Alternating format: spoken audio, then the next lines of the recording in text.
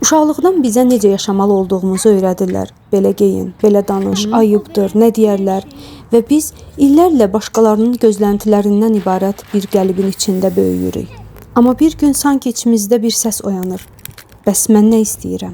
Bu sual bəzən qorxulu gəlir. Çünki cavabını tapanda anlayırsan ki, illərlə öz həyatını deyil, başqalarını məmnun eləmək üçün yaşamısan. Və artıq başqalarını kənara qoyub öz həyatını yaşamaq cəsarət tələb eləyir. Azad yaşamaq bəzilərinə görə çılğınlıq, məsuliyyətsizliyi bəzilərinə görə xəyaldır.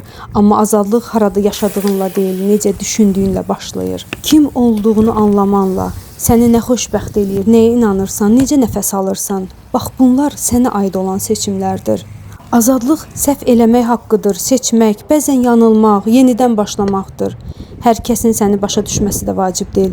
Hətta bəzən ən yaxınların belə sənin seçimlərinə inanmayacaqlar. Səni dəstəkləməyəcəklər. Amma bu sənin yolundur, sənin həyatındır. Azadlıq heç kimin incimədiyi yer deyil. Sənin incimədiyin, özünü itirmədiyin yerdir. Seçim eləmək əlbəttə çətindir. Amma bu cəsarət və daxili bir savaş tələb eləyir. Sənin yolun sənindir. Bəs sən azad olmaq üçün nələr eləmsən? Şərhlərdə yazarsan. Videoların davamı üçün isə səhifəmizi izləməyi alın. Bunun pişməsinə kim ocağa odun atıb halaldır. Super çıxır.